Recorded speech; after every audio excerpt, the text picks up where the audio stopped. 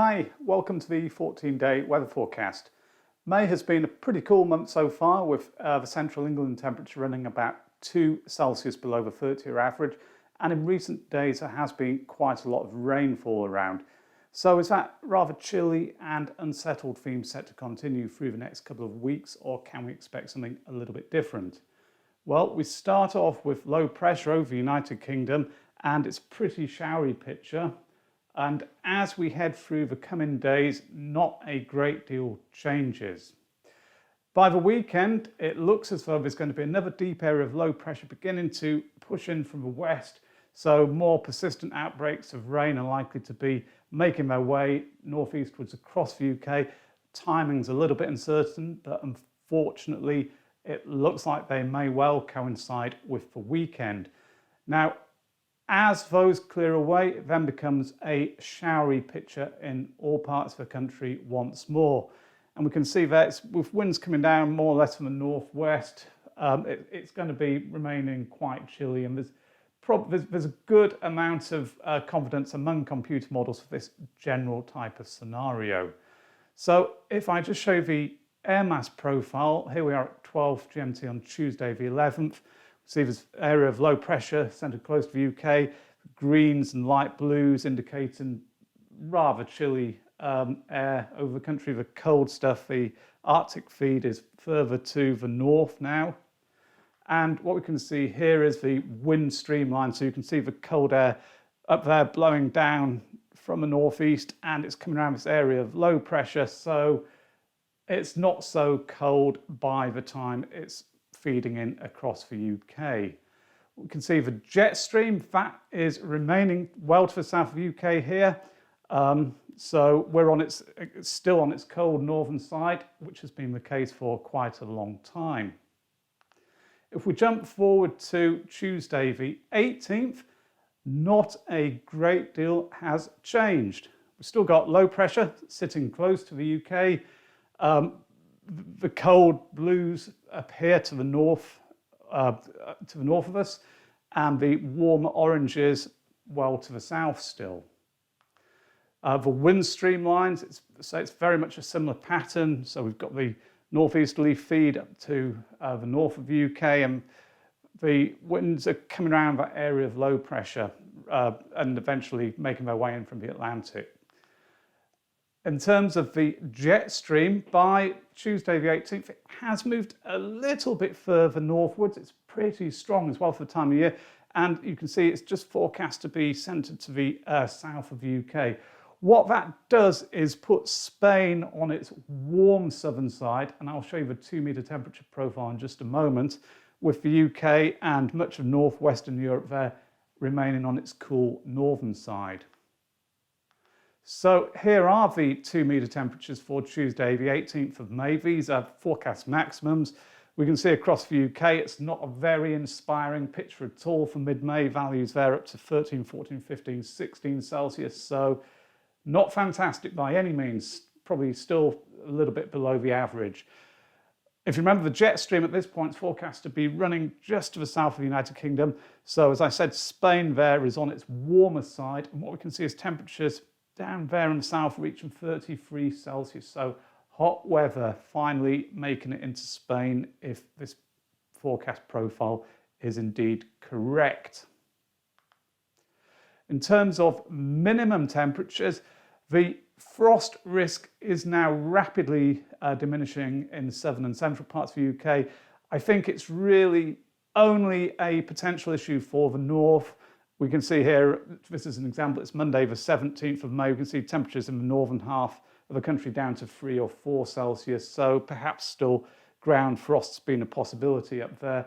Further south, 7s, 6, 7s or 8s are shown. So although I wouldn't entirely rule out the possibility of frost pockets further south, seeing temperatures low enough for ground frost to develop, I think it's really becoming a risk only for the northern parts of the UK. The nights are very, very short at this time of the year, of course. In terms of rainfall, well, I've mentioned that there has been quite a lot of rainfall in recent days, and the general trends through the next 5-10 days look quite similar, with areas of low pressure remaining close to the UK. The chart on the left shows days 0 to 5, aggregated rainfall in millimetres. You can see there the wettest places are forecasted to be in the north and the west. The chart on the right is days 0 to 10, it's showing the same thing. And once more, the wettest parts of the UK look like being northern areas and parts of the west, where accumulations of up to 70 or 80 millimetres are being forecast. But it's worth noting that even in southern and southeastern parts of the country, which are often the driest and forecast to be so in this case, totals are still 20, 30 millimetres, so some useful rainfall on the way for farmers and growers in all parts of the country, if this is correct. And in actual fact, it could be a case of parts of the north and west now beginning to see too much rain. So is that scenario which I've highlighted there using the GFS model consistent with the other deterministics? Pretty much there are variances at 10 days as you would expect. This is from the ECM model, see low pressure centred to the northwest of the UK, high pressure from the south perhaps just having a little more influence, but it's not a settled picture by any means.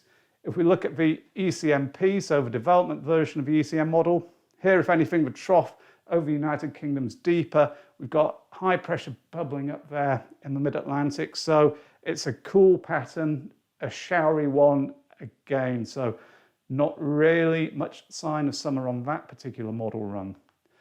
Final one of these deterministics is the Canadian, 10 days ahead again. This time we see high pressure from the southwest probably trying to influence things more. So although it's all in all, this isn't looking particularly settled, it does at least hold out the promise of something a little more seasonal in southern and central Britain. I thought it would be worth also just taking a quick look at the Northern Hemisphere air mass temperature profile. This is at 10 days ahead using the ECMP, so again the development version of the ECM model. And it's a long way ahead to project from one deterministic model run, but there is a reasonable amount of consistency between the various computer models just at the moment. So it's worth taking a look. And what I've done here is blocked out North America. What we can see here is oranges and reds indicating warm or very warm air over much of that region. If we jump across there to Asia, again, it's oranges and reds for much of it, much of the land mass at least. But then if we come down to Europe, which is shown around here on this plot, it's greens and blues. So it's Europe out of the three continental land masses in the Northern Hemisphere, which is really getting the below average temperatures. Elsewhere, there's plenty of warmth around, so we're just stuck into this rut at the moment where the cool air is really this deep trough over much of Europe, and it doesn't want to shift anywhere fast. So looking a little bit further ahead using the ensemble data, what does that suggest? This is the 16-day GEFS for London. Air mass forecasts are on the top half, rain along the bottom. What we can see is it's really tight clustering on the top half there. By that I mean most, if not all of the runs are showing a very, very similar forecast. Look at this, going out all the way to about the 20th of May. There's not much variation at all. It's quite unusual to see that. They're all also looking pretty average or slightly below average at 1,500 metres above sea level, which these forecasts are for. And if we look at the rainfall profile along the bottom, there's an ongoing risk of rain right the way through the 16 days.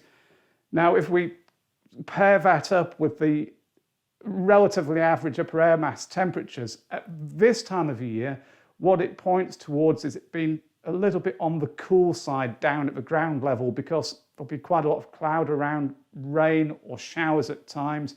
So even though the upper air mass temperature is not particularly low, the cloud and the rain will be acting to suppress temperatures down at the surface. So it's all in all rather a cool picture.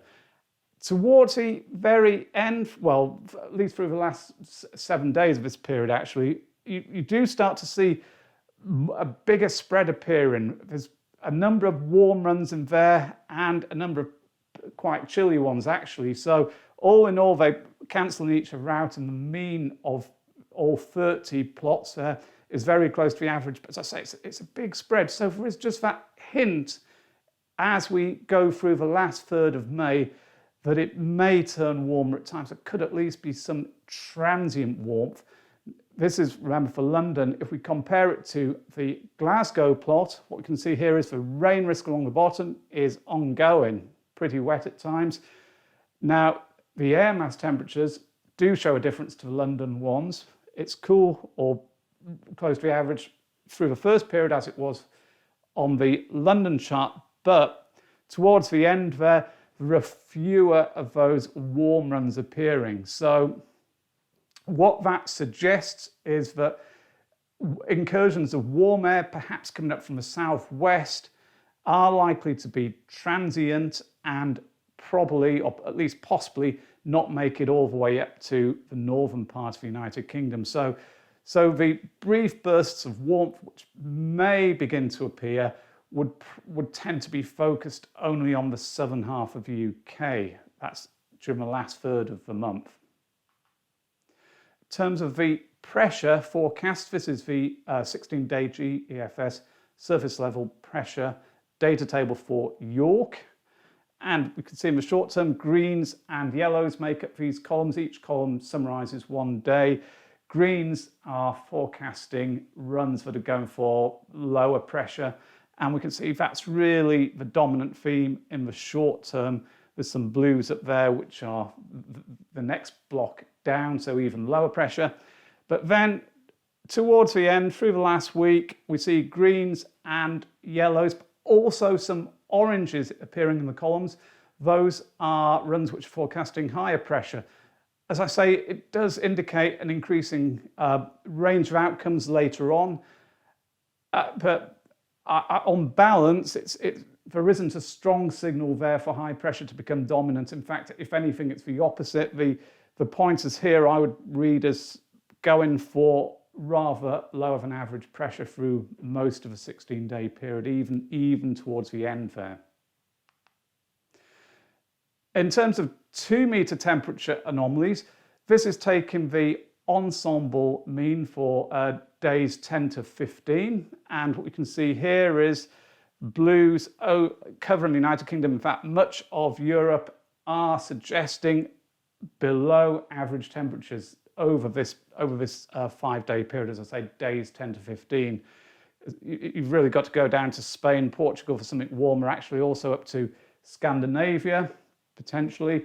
But for much of Western Europe, Central Europe too, it's a rather chilly picture. We see the anomaly there across the UK, 2, 3 or 4 Celsius.